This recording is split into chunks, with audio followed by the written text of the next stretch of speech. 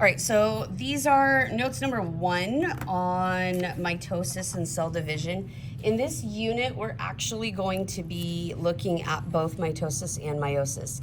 Mitosis is where our regular cells, like you get a paper cut. I got a paper cut helping my daughter do homework the other day. You get a paper cut, and what happens when you get a paper cut? Those cells that got cut are broken, and we can't just leave broken cells there. We need to replace them. Mitosis is the process that tells us, oh, it's time to replace those broken cells. Go ahead and do that, and here's how you're going to do it. Meiosis is how we make more copies of our cells that we need for reproduction, whether they be egg cells or sperm cells, and that's going to look a little bit different from mitosis, but still fairly similar. So for right now, we'll focus on mitosis. Next week, we'll look at meiosis. Why do cells divide and not keep getting bigger and bigger? Well, we just talked a little bit about that in that lab that we looked at. One thing to keep in mind is that as cells are going to get bigger, that surface area, the space around it is going to get bigger, and then the volume, the stuff inside, is also going to get bigger. So they both increase in size. But one thing to understand is that the surface area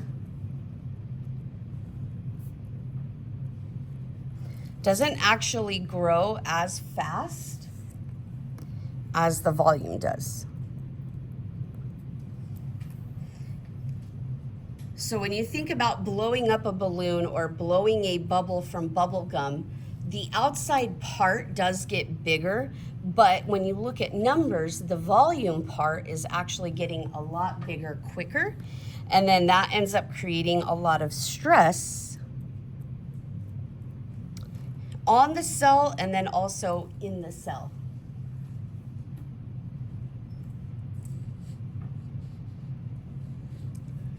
And cells can do their jobs a lot better, whatever it is that that cell is supposed to be doing. They can do their jobs a lot better when their surface area to volume ratio is large.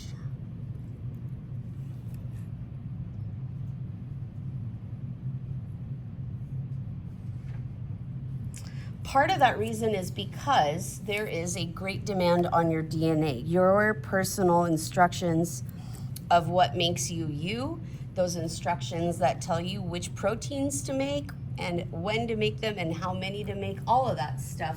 The demand on your DNA is really great when our cells keep getting it bigger and bigger. And if that's the case, you would need a whole lot of extra DNA to be able to get that job done. One set of DNA is not going to be enough to do all of that. Or support pretty much our protein needs of a bigger cell. Remember, you make your proteins based off of your DNA instructions, and that DNA has to stay inside the nucleus. So if we want to make proteins to do all the things that we need to do, we have to go get instructions from the nucleus and then bring them out, find a ribosome, make our protein. And that takes a lot of work. And if we have to keep doing that for a humongous cell, it's not going to work right, and we're probably going to make a lot of mistakes in that process. The other thing is exchanging materials in and out of the cell gets to be a little tricky because the cell membrane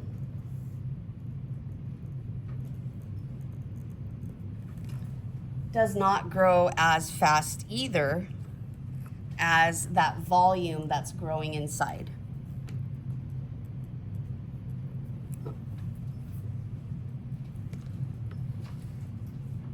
So when you think about having to move a lot of stuff in and out of the cell membrane, across the cell membrane, all of that transport that needs to happen, the cell membrane isn't big enough yet to support all of that movement. And then it makes it really hard to get anything like waste out of the cells, so then it builds up inside the cells, which is bad. Or it's hard to get a lot of nutrients into the cell when we're needed, and that makes it really tricky.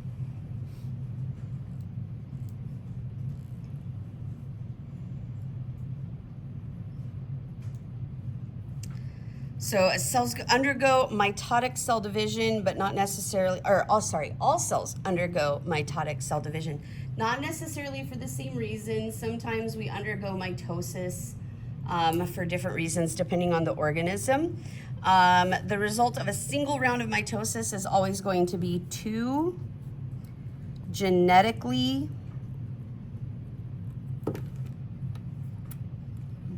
identical daughter cells.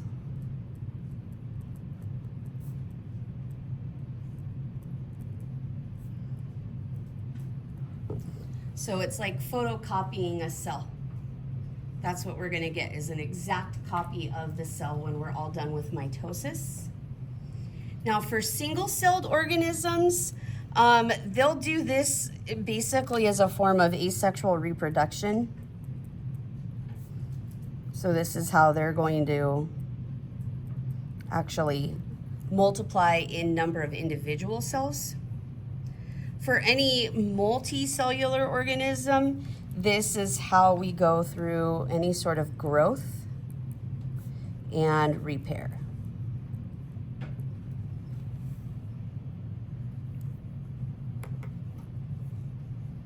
So the cell cycle itself actually gets broken down into, we say, 4 phases. The first phase is G1. The second phase is the S phase, and then the third phase is G2. All 3 of those are part of what we call interphase, because this is where the cell is spending the majority of its life. Like if this is its entire life cycle, the majority of a cell's life is spent right here in interphase, whether it be G1, S, or G2. So growth, synthesis, or different growth. The 4th phase is our M phase, which is mitosis plus cytokinesis, that final splitting apart of the 2 cells, or the 1 cell into 2 cells. So let's fill this in. First one, G1, growth. This is a subscript, so it's written lower for a reason, just so you know.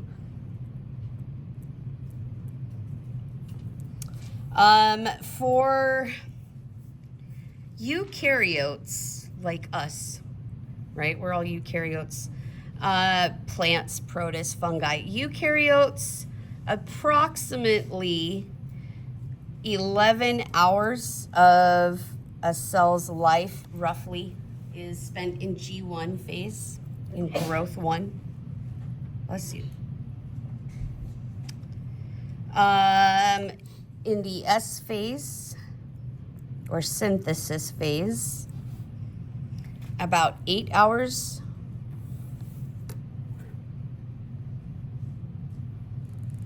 Is spent in the synthesis phase. This is out of a 24-hour day, just to give you an idea.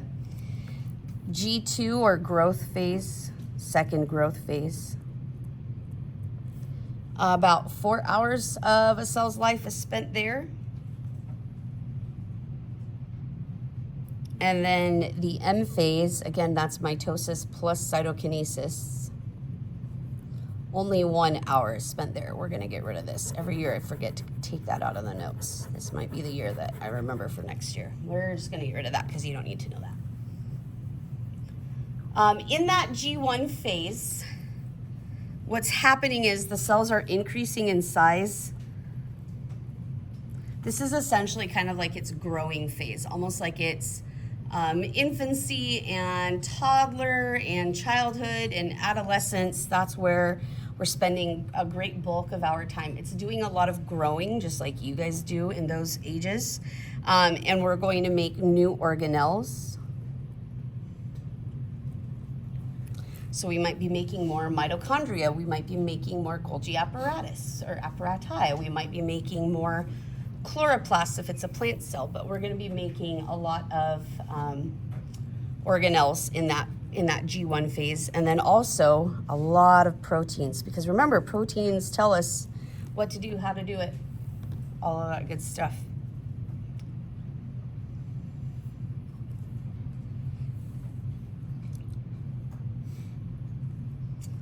In the S phase, our DNA is replicated, or synthesized, made. See, that's what I mean by turning the phones off when you walk through the door so that they are not doing that. Now with the synthesis of our DNA, one thing that you have to understand is that it's not in the form of DNA that most people think of DNA to look like. Most people think of DNA as these X's. Those are your chromosomes, but it's hard to make photocopies of this when it's like this. We actually want to make it when it's in the form of chromatin because we can double check it a lot better to look for any mistakes. So we make a copy of our DNA. One thing to understand is if a cell enters the S phase, it will complete mitosis. And so if we end up having issues and not copy our DNA correctly, we end up with a lot of problems because no matter what, we will finish mitosis. And we'll talk about that more later. In the G2 or the second growth phase, we're doing a few different things here. Organelles and molecules for mitosis are synthesized or made. So we are going to get ready to make lots of extra copies of everything that's inside the cell. So that way when it does split into two cells, there's enough organelles for that to happen. We have a lot of mitochondria, we have enough Golgi apparatus, we have enough everything else that we need in there, lysosomes, whatever. So some examples, and this is where we see these finally pop up. Centrioles. We talked about these a while ago, and we said that centrioles are only found in animal cells and they only show up when it's time for cell division. Well, now it's time for cell division. This is where we're going to make these organelles because we need these to help us separate our DNA to make sure that we have exact copies of DNA for each of the two cells that we are creating. Okay, then we move into the M phase. Like I said, this is mitosis plus cytokinesis. So the first part of the M phase is prophase. Then we move into metaphase. And then anaphase, telophase. That's the end of mitosis. And then we end with cytokinesis. And this is where the cell is actually getting ready to divide, and then it finally does divide into two in cytokinesis. If we turn our papers, so it's like this. This is interphase, where the cell is just growing. It's just doing its thing. It's going to start making copies of our DNA, make more organelles. Then when we move into mitosis, here's prophase. Prophase, we have a lot of stuff that goes on in each of these individual phases, and we're going to go into detail about those. But prophase, metaphase, anaphase, telophase. Did you guys learn mitosis before in 7th grade? Some of you did, and some of you don't remember. PMAT, did you learn PMAT? Prophase, metaphase, anaphase, telophase, PMAT. Okay, PMAT is going to be what we learn this year to help us remember the order of everything in mitosis. And then in cytokinesis, we finally split apart into two. So we started as one cell, and then we finally split apart into two cells, and they're genetically identical. They are going to be exactly the same genetically because your skin cells need to look like the same skin cells that were there before. All right, moving on. Questions so far?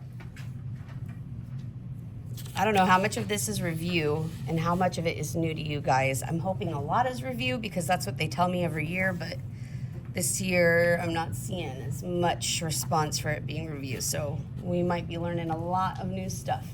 All right, eukaryotic DNA. So eukaryotes, again, would be animals, plants, protists, fungi. Eukaryotic DNA can be found in two different forms. Either it's found in the form of chromatin, which is its relaxed state, or it's in the form of a chromosome.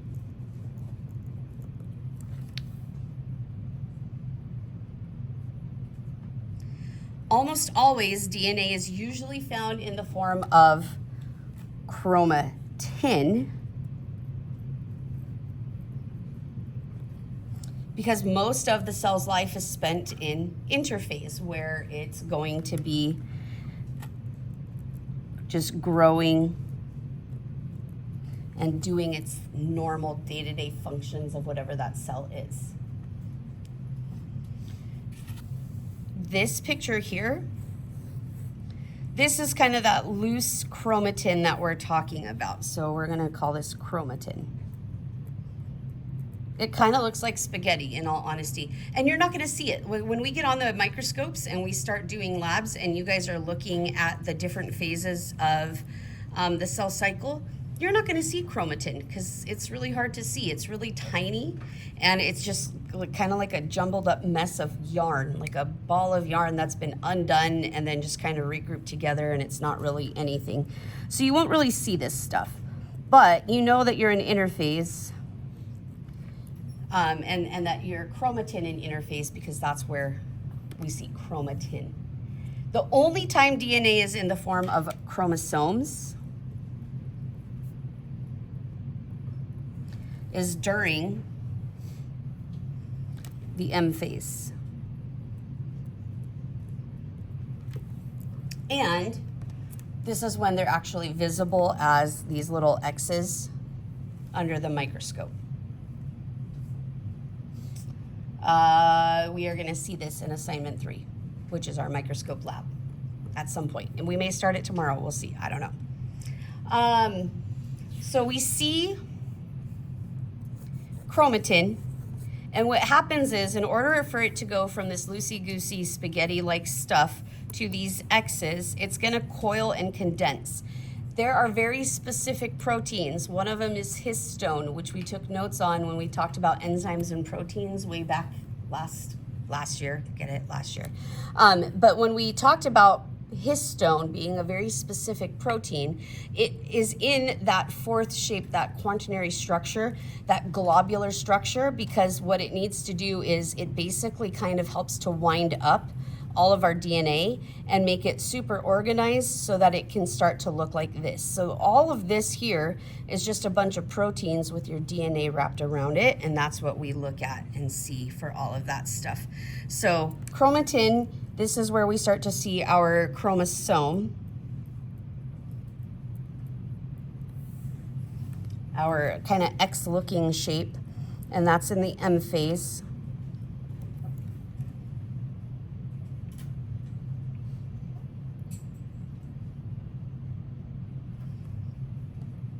Typically starting during prophase. Whoa. Prophase.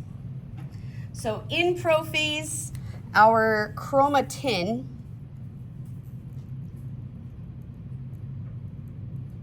condenses into chromosomes.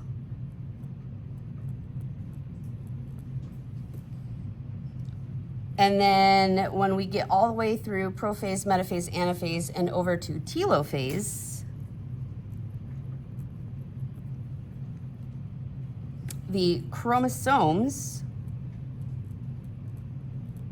these X's, they're going to loosen up and uncoil, and they're going to return back to this chromatin shape here.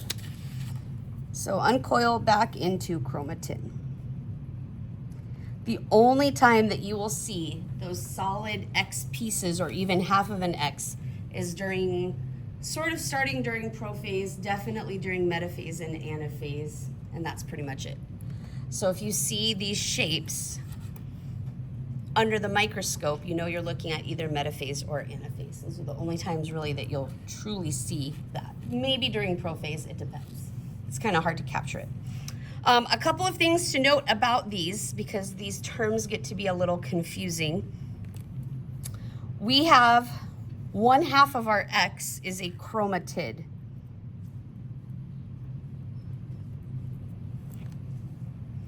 And when we have two chromatids together, so this is one chromatid and this is the other chromatid, those are called sister chromatids. They're exact copies of each other. Bless you. This right here should be a circle, but it kind of gets faded on the copies. This is a centromere, and it holds, it's this darkened area here, it holds the two sister chromatids together. So that's important to note because we're going to use those terms for the processes of the M phase down below.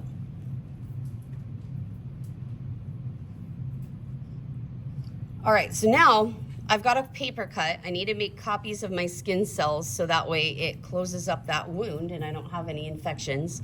So my cells that are nearby the cut part are going to go, hey, we just received a signal that there is an open part here, an open wound. We need to make more copies of skin cells to close that up.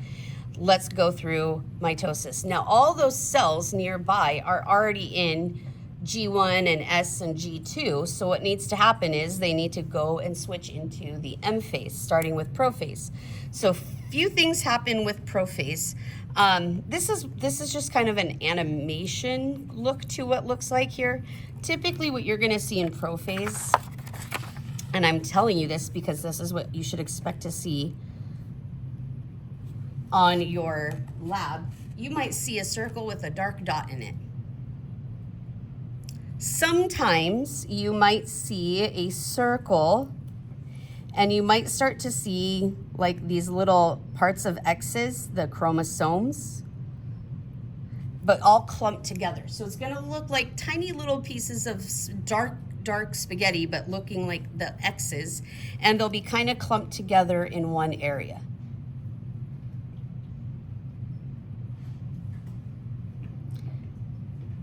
But here's what you need to know that you are actually looking at, which is this part here. So what you're looking at are chromatin condenses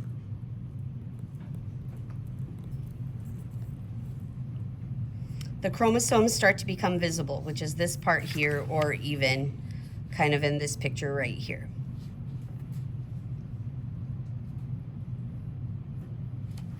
In animals only, our centrioles start to appear. Yes, we made them in G2, but now we can actually visibly see them in the prophase part of the M phase. And then they start to separate and take up positions on opposite sides of the cell, which you can see here in this picture. So these are our spindle fibers, or sorry, these are our centrioles, these darker ones.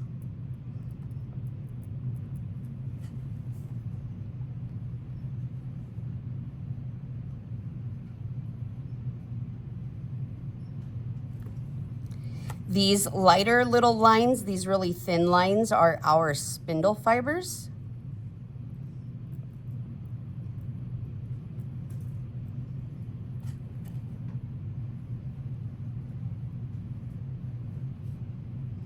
And this whole little region that they're in, the centrioles plus the spindle fibers, that's called our centrosome. It's just an area where those are going to be hanging out.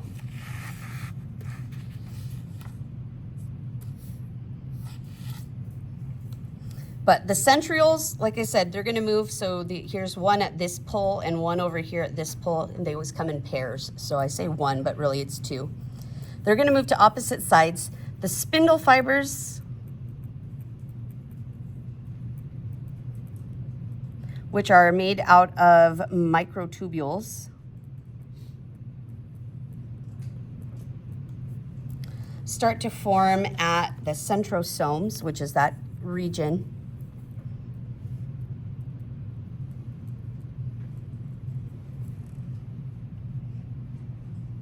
So this is starting to get ready, and I'll explain what they do in a little bit, but they're starting to form and pop up because we know we need them. And then the last thing that's really important in prophase is that our nucleus, or sorry, the nucleolus,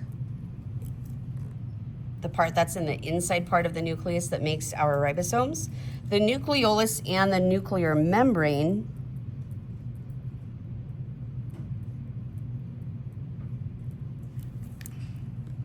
are going to start to disappear. So you won't actually see that solid dark line around it. I know I drew it over here where it's just like a dark dot. And a lot of times this is kind of what you'll see for prophase. A lot of times though, you'll see this. And sometimes it'll almost look like it's a dashed line for the nuclear membrane, which is crazy that you can see that, but sometimes it actually looks like that. So we start to lose our nucleus. The reason why we lose our nuclear envelope and our nucleus and the nucleolus is because we need to separate this DNA. We need it to go, half of it to go to one cell, half of it to go to the other cell. And we can't do that if that nuclear membrane is in the way. So this is the very short amount of time where we don't have a nuclear membrane protecting our DNA because we don't need it anymore. Okay, once we've done all of that, then we can move into metaphase. So prophase is our P. Prophase is our P. Metaphase is our M. Metaphase is really easy to remember. You know that you're looking at metaphase because all of your chromosomes are lined up in the middle. So the chromosomes line up across the center of the cell. So you just see a bunch of X's. They won't always be perfect X's, but they will be very dark visible lines, and you'll be able to see that under the microscope. And then what happens is those spindle fibers, these little light lines from up here in prophase, they are going to start to attach to all of the centromeres, the center part of the sister chromatids. They're going to start to attach to the centromeres. So our spindle fibers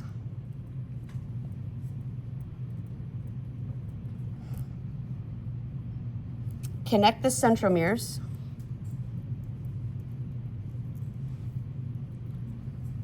of each of the chromosomes to the two poles, to the opposite end. So these spindle fibers, the way I like to look at this is with the centriole and the spindle fibers, it's very much like a fishing reel with a fishing line. The line would be the spindle fibers, and then my reel would be my centrioles. And what's gonna happen is when I cast my line, my spindle fibers, they're gonna go and hook onto these centromeres. And then what I'm gonna do in the next phase, in anaphase, is reel them in with my centrioles, and then they're going to separate them and bring them to opposite sides of the cell so that we make sure that we have enough of each set of chromosomes to each one. We're not going to have this problem with cell phones again. Go check your phones right now. If you know you did not turn it all the way off, go check your phone, because the next time I hear it, I'm taking it to the office. If you know that you turned your phone off, you're fine.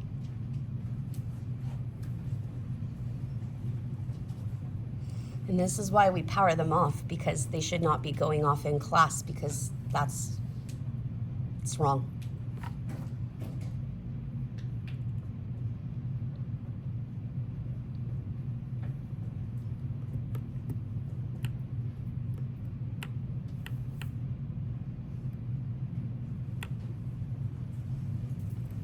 Thank you for those of you who have shut your phones off. It is appreciated. All right, so now we have our fishing line. We've cast out our fishing line, our spindle fibers. They've hooked onto those centromeres, which are in the middle holding the sister chromatids together. Now in anaphase, our A for anaphase. In anaphase, we can start to pull them apart. We can reel them in using those centrioles to basically kind of pull those fibers and bring those fibers in more. So in anaphase, the centromeres split, and by splitting, it allows each of the sister chromatids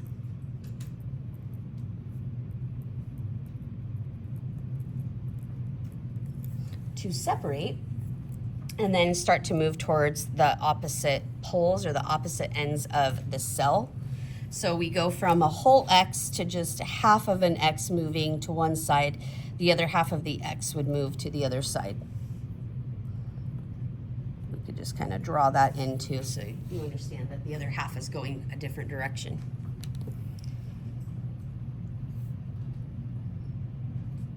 So the whole reason why we go from this chromatin to these chromatids, chromosomes, is because it's easier to pull them apart like this to ensure that, oh yeah, we need this chromosome with your mom and dad's information to go over here, this one with mom and dad's information to go over here, and make sure that each new cell has the exact same information. So when we condense into chromosomes, we can pull them apart easier. At that point, we're done. We don't need them to be condensed. They can relax and they can go back into their chromatin state. So now we move into the T for telophase. That's the end of PMAT, but then also cytokinesis follows really closely afterwards. So this is mitosis, prophase, metaphase, anaphase, telophase, PMAT, in that order. And then after that, we go into cytokinesis, but we kind of put telophase and cytokinesis together to kind of help you see and understand what's going on with both. Again, the chromosomes are going to start to uncoil, relax. We don't need them to be in the X's anymore. So they start to uncoil and return back to that chromatin state. The spindle fibers are done, so they start to break apart. Spindle breaks apart. We don't need them anymore. They've done their job of separating things. The nucleolus and nuclear membranes start to reform. You will actually start to see kind of these darker, excuse me, darker areas. It almost looks like in telophase, excuse me. It almost looks like it'll be a cell with two really dark dots, and it looks like it's just one cell with two nuclei. And so that's how you know you're looking at telophase, because it'll have a dark dot here and a dark dot here, but it's still only one cell. So these are starting to reform, and then that ends up being the end of telophase. So right here, we're gonna say we are one cell with two nuclei. And then before it does anything else, it goes through the last part of this, which is cytokinesis.